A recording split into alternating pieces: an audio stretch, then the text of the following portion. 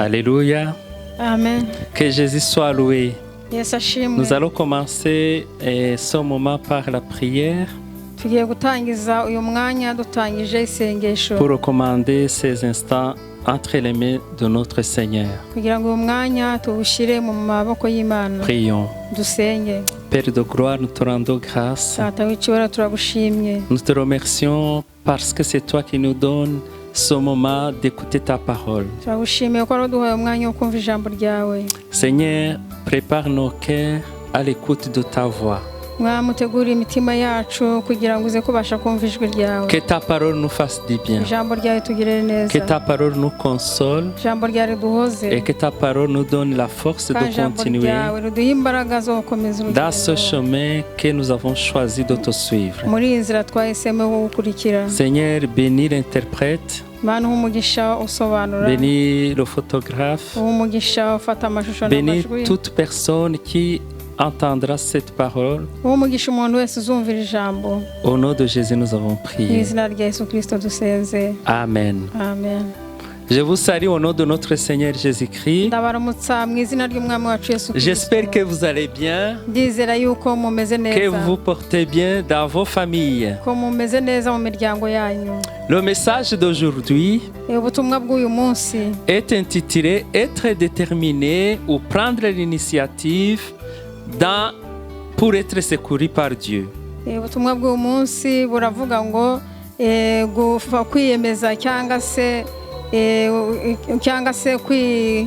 cyangwa se gufata iya mbere cyangwa se kwibwiriza utabarwe n'Imana. Notre texte de base, rero amagambo turi bushingire, c'est l'évangile selon Luc, ni ubutumwa bwiza bwa Luka, chapitre 19, igice cya 19, verset 1er au 10e verset. kuva ku murongo wa mbere kujya ku murongo wa 10. Je vais lire en français.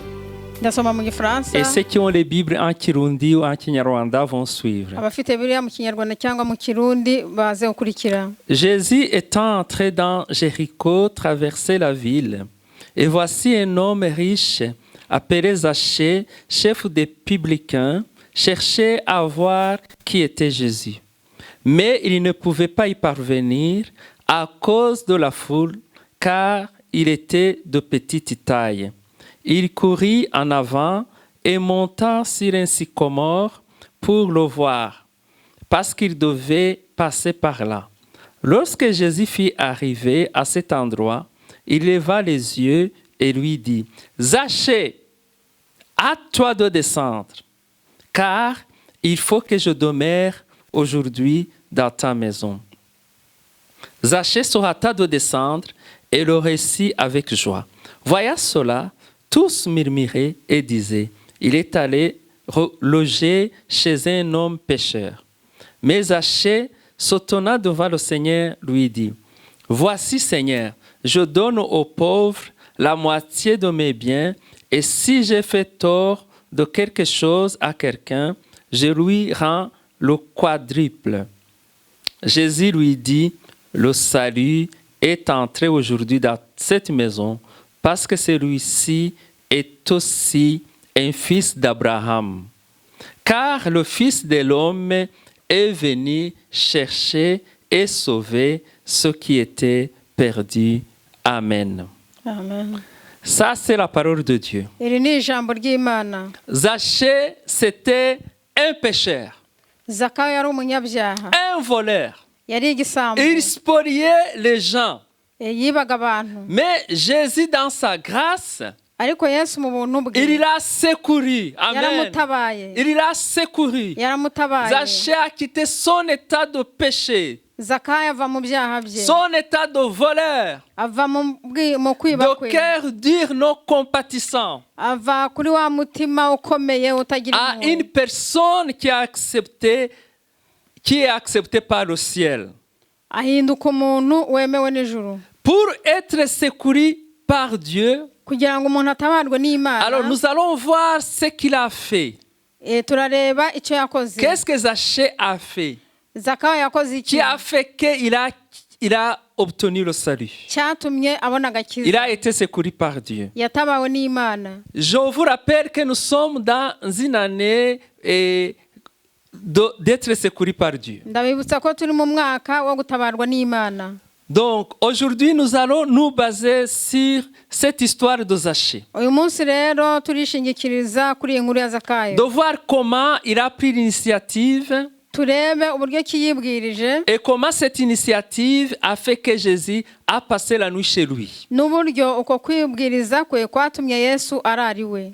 Et le fait que Jésus a passé la nuit chez lui a changé toute sa vie. Kuba Yesu yararaye iwe byahinduye ubuzima bwe bwose.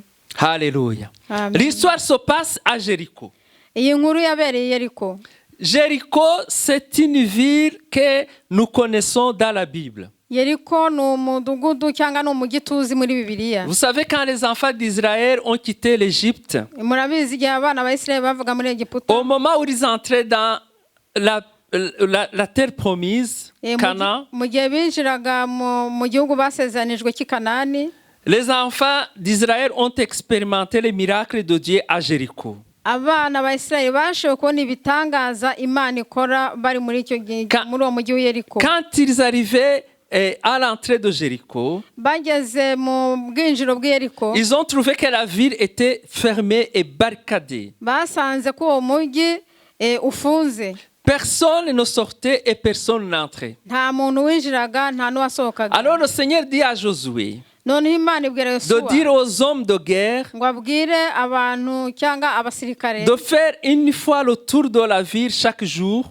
ngo bazenguruke umujyi buri munsi, et pendant 6 jours, kandi mu minsi 6, et le 7e jour de faire 7 fois le tour de cette ville. noneho ku munsi wa 7 bazenguruke 7 uwo mudugudu. Dieu dit à Josué de dire aux sacrificateurs de sonner les trompettes. Hanyuma Yosuwa abwira Abisirayeli ngo bavuze impanda. Et Dieu lui dit de dire aussi au peuple de pousser des grands cris. Abwira na rubanda rwose ngo baze gusakuza cyane. Ah, ils ont fait cela. Ibyo barabikoze. Et la muraille de Jéricho, de cette ville, s'est écroulée. Hanyuma inkike Yeriko irariduka. Tu es porteur peut-être des promesses de Dieu aujourd'hui. Birashoboka ko nawe waba utwaye muri amasezerano Mais tu y'Imana, constates que ces promesses ne se réalisent pas dans ta vie. ariko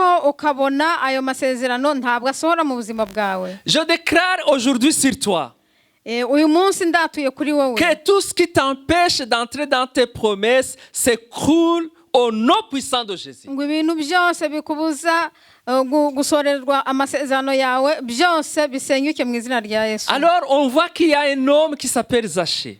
Turabona rero umuntu witwa Zakayo. Zachée était dans cette ville. Zakayo yari muri uwo Il mujyi, travaillait à Jéricho. yakoraga i Yeriko. Du temps de Zachée, Jéricho était une ville commerçante prospère.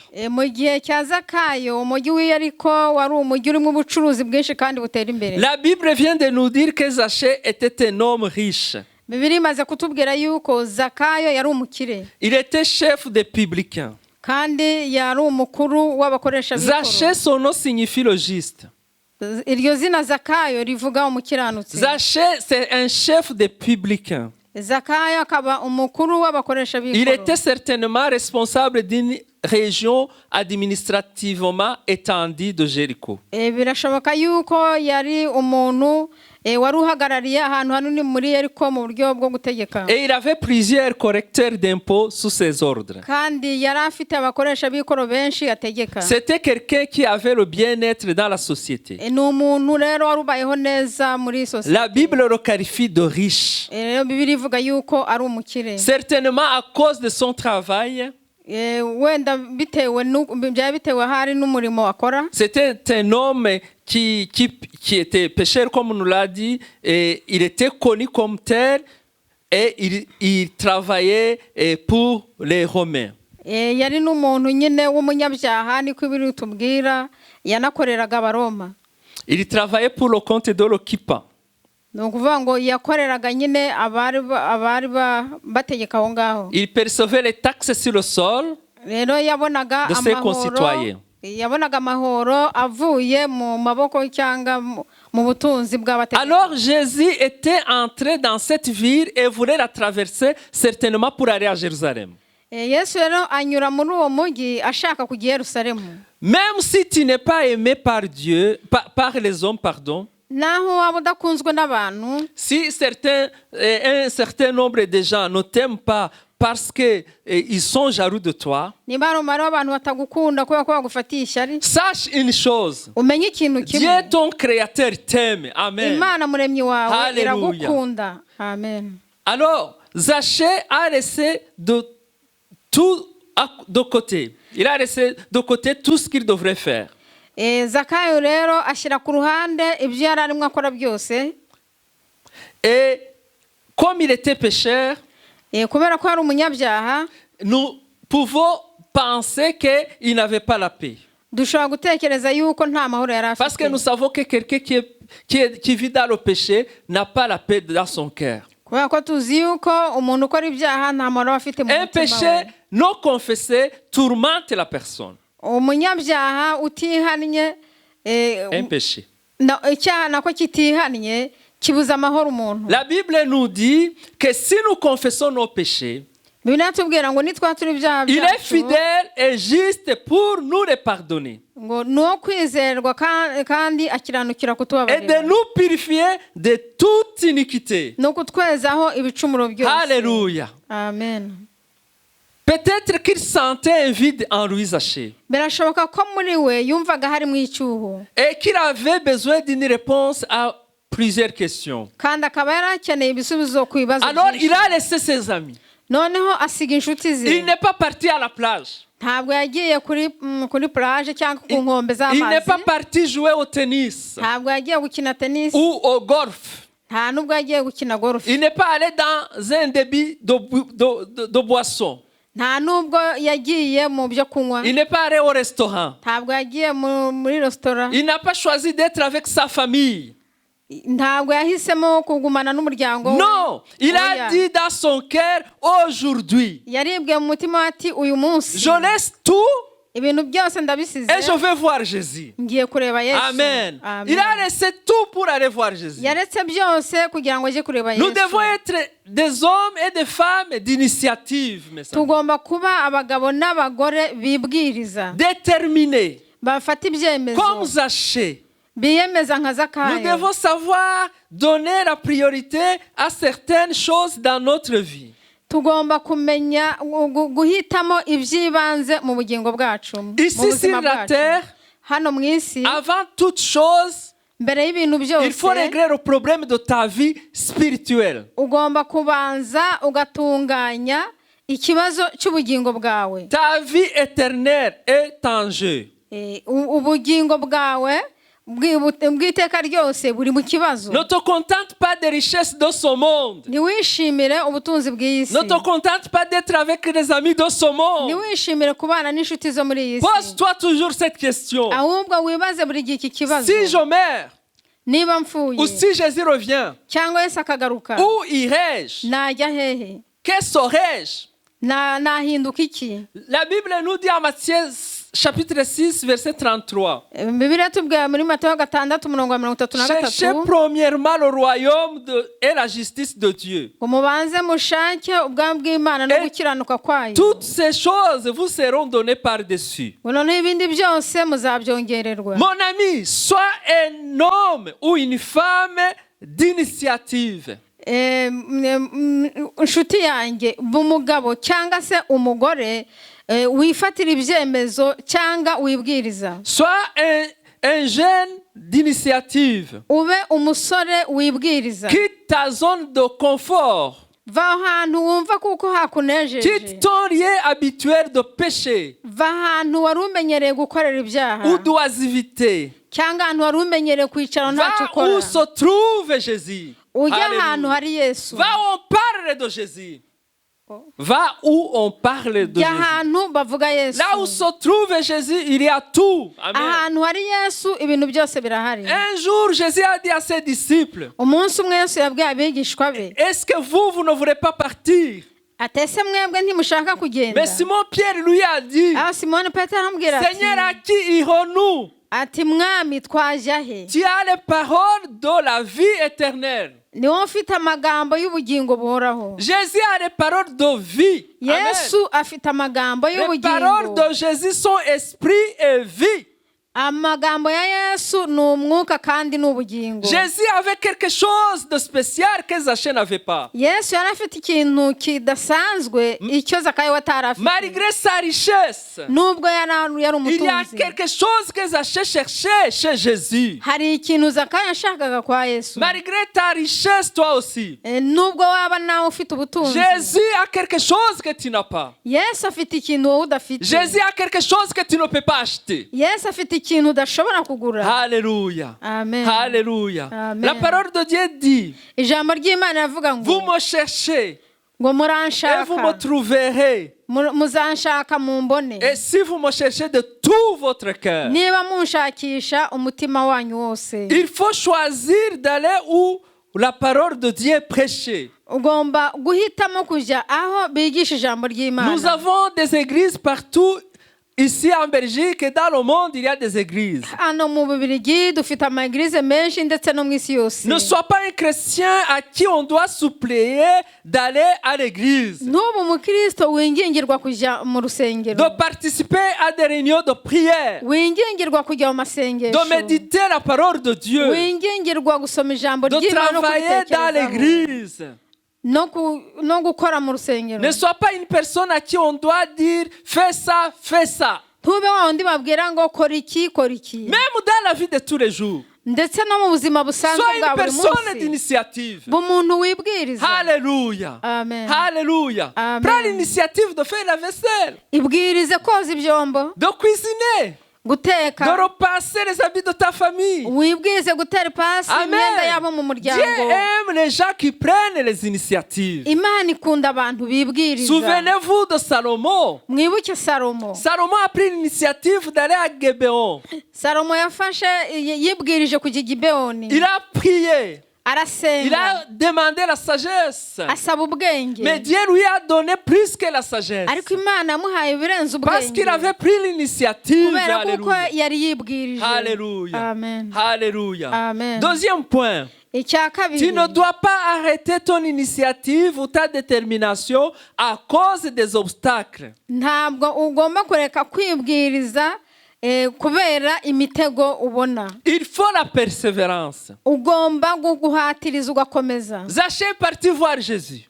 Zakayo yagiye Mais kureba la Yesu, Bible nous dit au verset 3, ariko Bibiliya iratubwira ku murongo wa gatatu, il ne pouvait pas y parvenir à cause de la foule car il était de petite taille.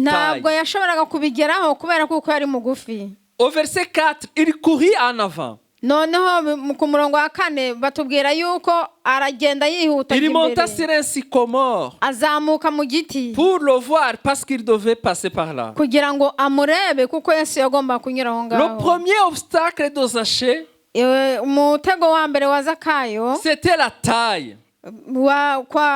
yari indeshyo yiwe, Il était de petite taille ou de taille ramassée. yari mugufi, Une petite taille au point qu'il ne pouvait pas voir Jésus. yari mugufi cyane ku buryo atari gushobora kubona Yesu. Mais cela ne lui a pas empêché de persévérer. Ariko ibyo ntabwo byamubujije gukomeza guhatana. La manière dont tu es constitué ne doit pas t'empêcher de servir le Seigneur. Uburyo uteye ntabwo bigomba kubuza gukorera Imana. Que tu sois un homme ou une femme, Dieu t'aime tel que tu es. Waba umugore cyangwa umugabo, Imana iragukunda Parce que c'est lui qui ukomeze t'a créé. kubera ko niwe wakuremye. N'abandonne pas le chemin du Seigneur Nturekure inzira à y'Imana cause de ton apparence, kubera uburyo à cause ugaragara, de ton âge, kubera imyaka de ta yawe, race kubera ubwoko bwawe, ou de ta nationalité cyangwa ou kubera autre chose. kubera igihugu uturukamo cyangwa ikindi kintu. Deuxième obstacle, c'est la foule. Ikindi kintu cya kabiri cyamubangamiraga ni Les gens abantu. qui l'empêchaient de voir correctement Jésus. Ni abantu bamuzaga kureba neza Mais Yesu. ce que j'aime chez Zachée, Ariko icyo nakunze kwa il a Zakayo, contourné, il a fait tout pour contourner les obstacles. yarazengurutse akora ibishoboka byose kugira ngo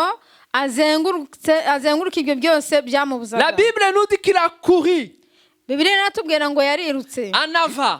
yirutse ajya imbere. Alléluia. Amen. Et puis il est monté sur un sycomore. Hanyuma ngo yurira igiti cy'umuvumu. Tu n'as pas d'excuse nta rwitwazo ufite. Tu dois surmonter tous les obstacles imitego yose ugomba kuyirenga, qui t'empêchent d'arriver à Jésus. imitego ikubuza kugera aho Yesu ari. Même tu dois surmonter les obstacles qui t'empêchent d'arriver à un but que tu t'es fixé aussi. Ugomba no kurenga imitego yose ikubuza kugera ku Ne sois ntego pas une personne wiyemeje. qui abandonne. Ntube umuntu uhita ubivamo. Zaché pouvait dire je retourne dans mes affaires parce qu'il y a beaucoup de gens. Zakayo ashobora kuvuga ati ngiye nisubire mu byanjye ndabona abantu ari benshi. En plus, je suis d'une petite taille, donc je vais pas me ridiculiser. Kandi n'ubundi ndi mugufi cyane sinshaka ko abantu banseka. Non, il a couru, la Bible nous dit. Oya yarirutse niko biri Il a mis tubwira. en œuvre ses forces.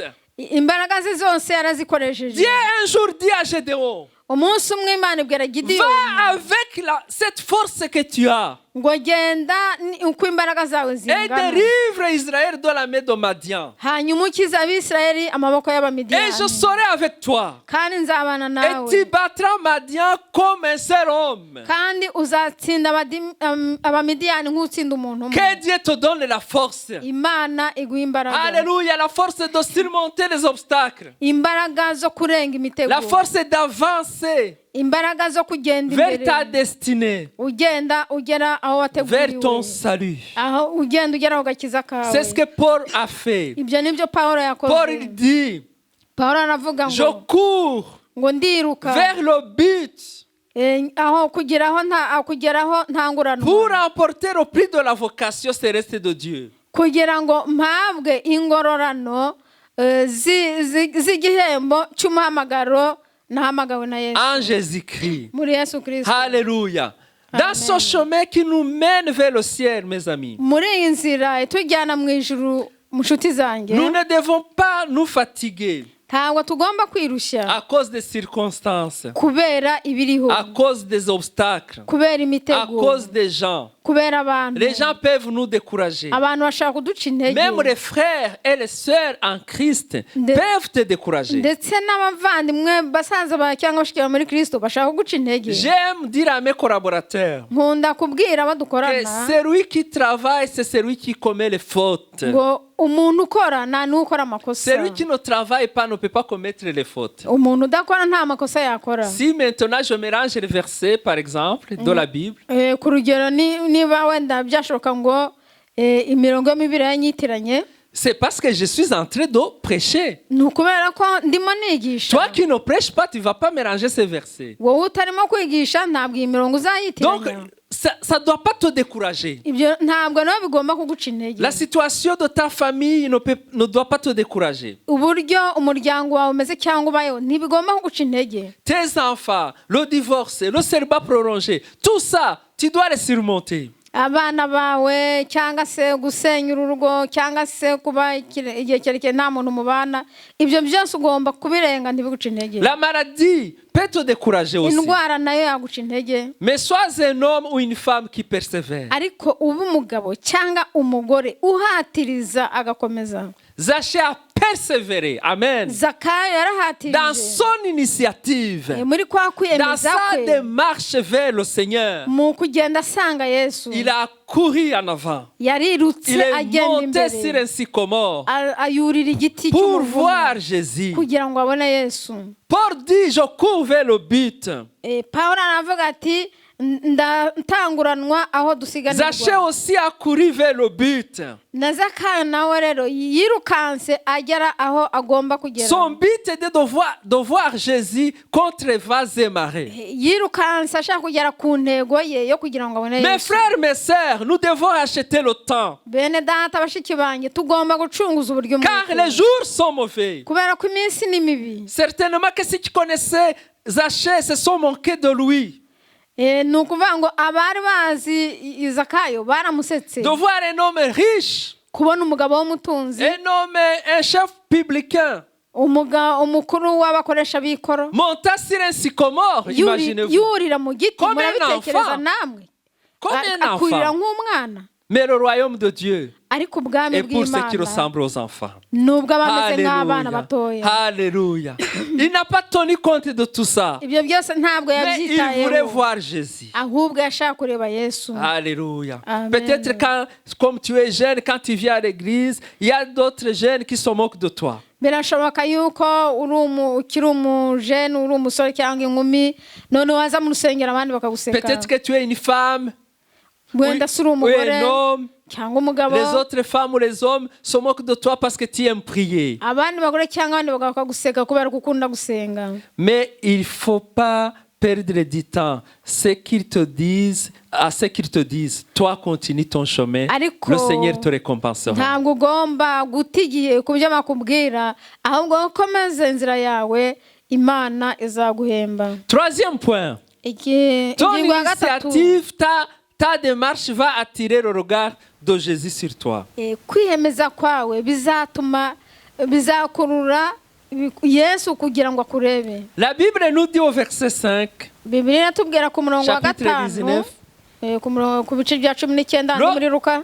lorsque Jésus fut arrivé à cet endroit, Ngo Yesu ageze ha hantu, il leva les yeux arararama, et lui dit, Zachée, aramubwira ati Zakayo, hâte-toi de descendre, ururuka vuba, car il faut que je demeure aujourd'hui kuko uyu dans ta munsi maison. nkwiriye kurara iwawe. Alléluia. Amen. Jésus l'a appelé par son nom. Yesu yamuhamagaye mu Jésus izina connaît rye. ton nom. Yesu azi izina ryawe. Jésus veut te localiser aujourd'hui. Yesu arashaka kumenya ahantu Ça fait uri. peut-être longtemps que tu es dans la masse. We nashize igihe kirekire wibereye mu gikundi Tu cy'abantu es perdu benshi, dans la foule. wahenze mu bantu hagati, Personne ne te remarque. nta muntu ukubona, Personne ne te localise. nta muntu ukubona. Mais Jésus qui a localisé Zachée, Ariko Yesu abonye il va Zakayo, te localiser aujourd'hui, c'est ma prière. nawe arakubona Que kandi Jésus te n'isengesho localise. ryanjye. Yesu akubone.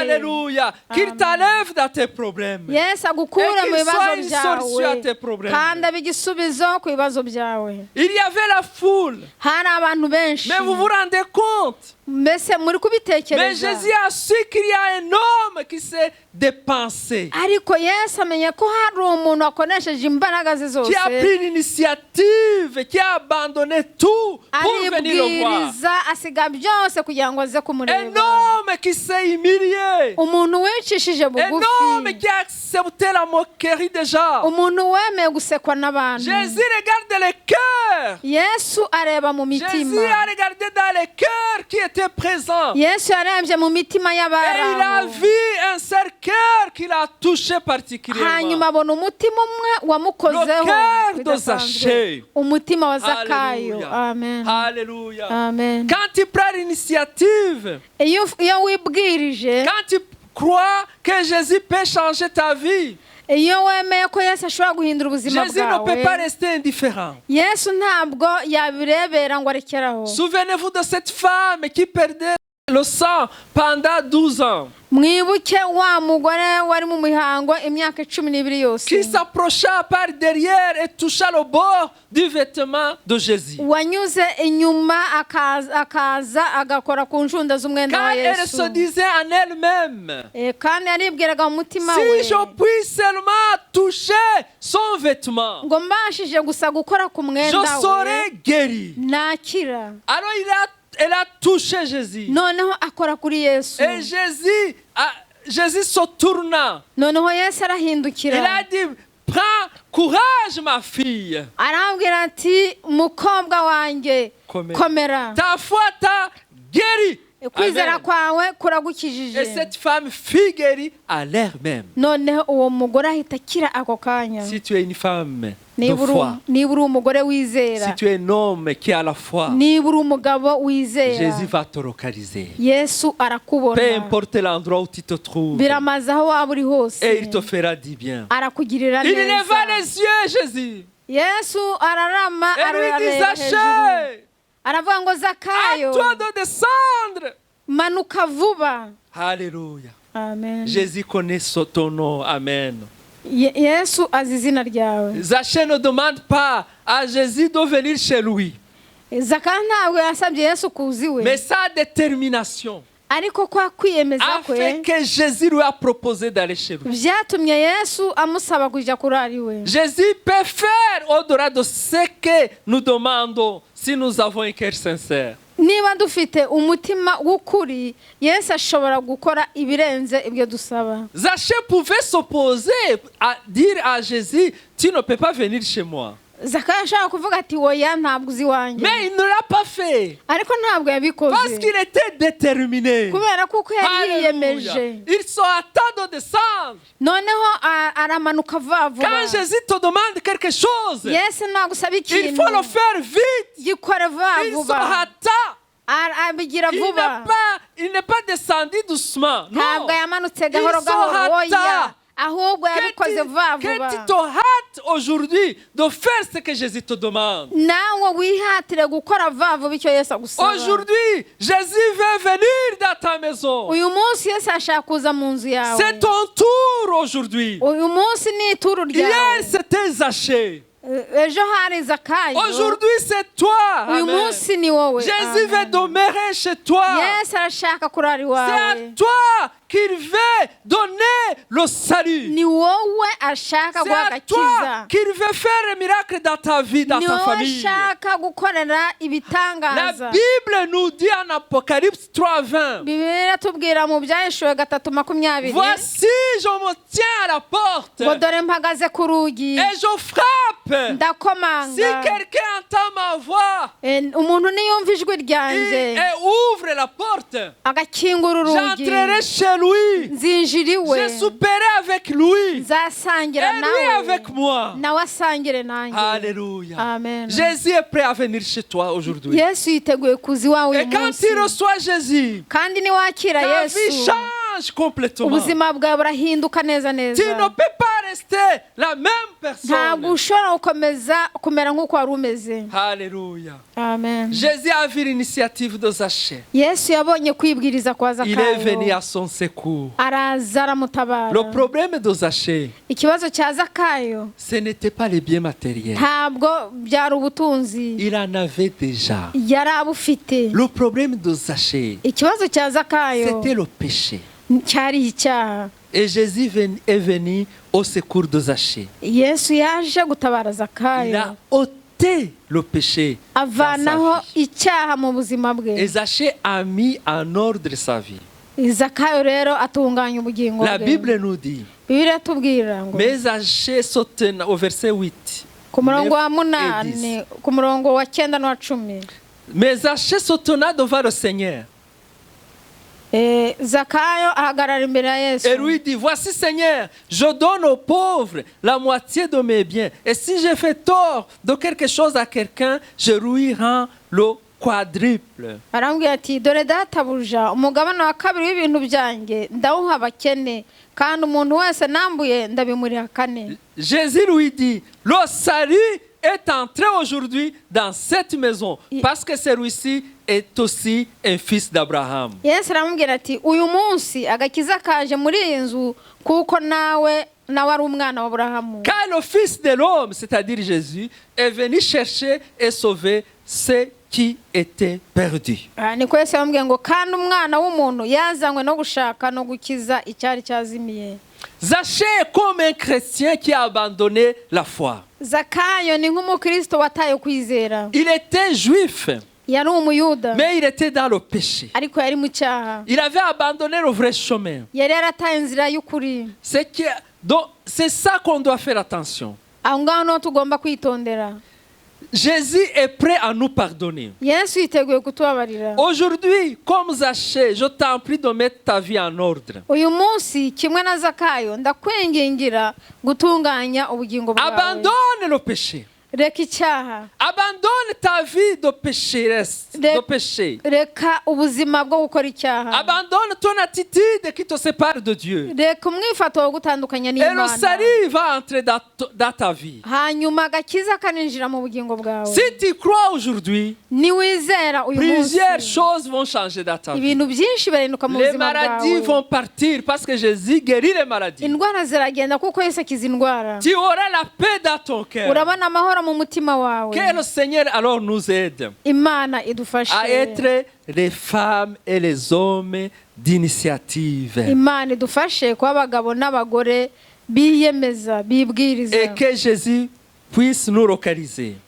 kandi yesu ashobore kutubona Et quand il va venir chez nous, noneho naza iwacu il va mettre en ordre tout ce qui n'est pas en ordre. ibintu byose bitagenda neza azabishyira ku murongo. Amen. Amen. Il est le Dieu qui secourt. ni imana itabara Il va te secourir. aragutabara C'est lui qui a secouru Zachée. niwe watabaye Il zakayo ne change pas. kandi Il est ntahinduka toujours le même. ahora ari uko yahoze niko ari Et éternellement. none n'iteka ryose. Nous allons chanter un petit chant tugiye kuririmba pour terminer. igice kimwe cy'indirimbo Avant de turangiza mbere yuko Si tu dusenga. veux bien chanter avec nous. nubishaka uririmbane natwe.